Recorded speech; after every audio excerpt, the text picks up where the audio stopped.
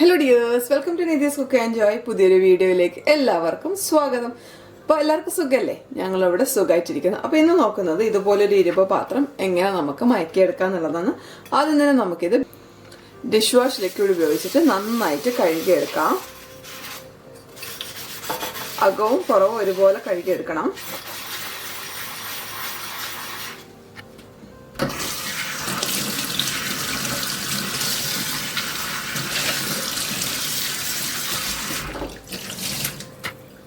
അടുത്ത സ്റ്റെപ്പ് നമ്മൾ ബേക്കിംഗ് സോഡയും നാരങ്ങയും ഉപയോഗിച്ചിട്ടാണ് കഴുകുന്നത്. അടുത്ത സ്റ്റെപ്പ് നമ്മൾ ഇതിലേക്ക് കുറച്ച് ബേക്കിംഗ് സോഡയാണ് ഇട്ട് കൊടുക്കുന്നത്, ഒരു നാരങ്ങയുടെ നീരും. എന്നിട്ട് ഈ നാരങ്ങ വെച്ചിട്ട് തന്നെ നമുക്കിതൊന്ന് നന്നായിട്ട് വരച്ച് കഴുകിയെടുക്കാം.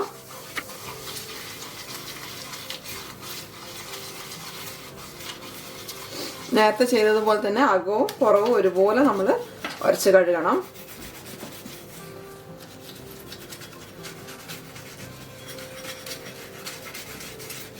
കണ്ടോ, അതിന്റെ കറുപ്പ് വരുന്നത് കണ്ടോ. ഇനി നമുക്കിത് വെള്ളം ഉപയോഗിച്ചിട്ട് നന്നായിട്ട് കഴുകിയെടുക്കാം.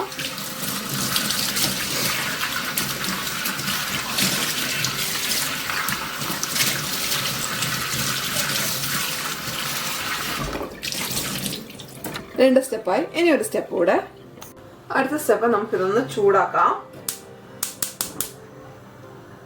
അതിന്റെ വെള്ളമൊക്കെ ഒന്ന് ഡ്രൈ ആവട്ടെ. അപ്പോൾ ഇതിൽ വെള്ളമൊക്കെ ഡ്രൈ ആയിട്ടുണ്ട്. നമുക്ക് ഇതിലേക്ക് വെളിച്ചെണ്ണയോ അല്ലെങ്കിൽ ഏത് ഓയിലാണോ നിങ്ങൾക്ക് ഇഷ്ടം അത് ഒഴിച്ചു കൊടുക്കാം.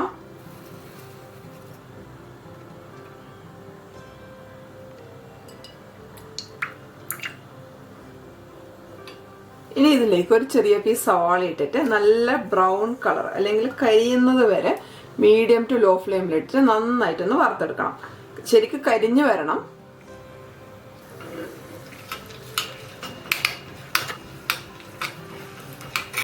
ഇനി നമ്മൾ ഈ മൊരിയുന്ന എണ്ണയുണ്ടല്ലോ, ഇതെല്ലാ ഭാഗത്തും എത്താൻ വേണ്ടിയിട്ട് നമ്മളൊന്ന് ശ്രദ്ധിക്കണം. ഇതുപോലെ എല്ലാ ഭാഗത്തും ആക്കി കൊടുക്കണം. ഇത് നല്ലോണം കരിഞ്ഞു വരട്ടെ. അതുവരെ നമുക്കിത് ലോ ടു മീഡിയം ഫ്ലെയിമിലിട്ടിട്ട് ഒന്ന് വറുത്തെടുക്കാം. ഇത് ഈ ഒരു പാത്രത്തിന് മാത്രമല്ല, നമ്മൾ ചീനച്ചട്ടി ആണെങ്കിലും അതുപോലെ ദോശക്കല്ലാണെങ്കിലും ഒക്കെ നമുക്കിത് ചെയ്തെടുക്കാൻ പറ്റും. ഇനി നിങ്ങളിപ്പോൾ കുറേ നാൾ ഇത് ഉപയോഗിക്കാണ്ട് വെച്ചിട്ട് ഇതിൻ്റെ ഒരു നല്ലൊരു സ്മൂത്ത് ആയിട്ടുള്ളൊരു ഇത് പോവുകയാണെങ്കിൽ വീണ്ടും നിങ്ങൾ ഈ എണ്ണ ഉള്ള ഒരു പ്രൊസീജിയർ റിപ്പീറ്റ് ചെയ്ത് കഴിഞ്ഞാൽ തന്നെ നല്ല സ്മൂത്ത് ആയി കിട്ടും. കറിയൊക്കെ വന്നിട്ടുണ്ടെങ്കിൽ, തുരുമ്പിൻ്റെ കറിയൊക്കെ വന്നിട്ടുണ്ടെങ്കിൽ നിങ്ങൾ ആദ്യത്തെ പ്രൊസീജിയർ മുതൽ ഒന്നുകൂടെ ചെയ്താൽ മതി. നല്ല അടിപൊളിയായിട്ട് നിങ്ങൾക്ക് കിട്ടും.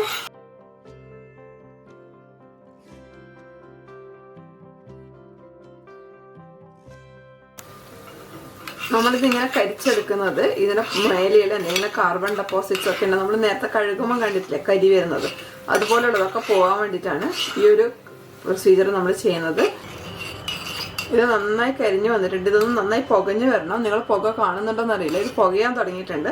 അപ്പോഴാണ് ഞാനിത് ഓഫ് ചെയ്യുന്നത്. എക്സോസ്റ്റ് ഒക്കെ ഇട്ട് വെച്ചിട്ട്, അല്ലെങ്കിൽ നാട്ടിലൊക്കെ ആണെങ്കിൽ വിൻഡോ ഒക്കെ തുറന്നു വെച്ചിട്ട് എടുക്കണം. ഫ്ലാറ്റിൽ താമസിക്കുന്നവർ ഫയർ അലാറം അടിക്കാൻ ചാൻസ് ഉണ്ട്.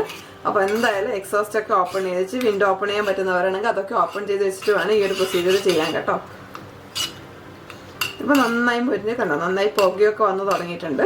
അപ്പം നമുക്ക് ഓഫ് ചെയ്യാം. നന്നായി തണുത്തതിന് ശേഷം അല്ലെങ്കിൽ ഒരു അരമണിക്കൂർ വെച്ചതിന് ശേഷം നമുക്കിതൊരു ടിഷ്യൂ വെച്ചിട്ടോ അല്ലെങ്കിൽ നല്ലൊരു കോട്ടൺ തുണി വെച്ചിട്ടോ വൈപ്പ് ചെയ്തിട്ട് എടുത്ത് വെക്കാം. നമ്മൾ കണ്ടിന്യൂസ് ആയിട്ട് യൂസ് ചെയ്യുന്നതാണെങ്കിൽ നല്ല സീസൺ ആയിട്ട് വരും. നമ്മൾ നോൺ സ്റ്റിക്കിനേക്കാൾ അടിപൊളിയായിട്ടില്ലേ, അതിനെ വെല്ലുന്ന രീതിയിൽ വരും.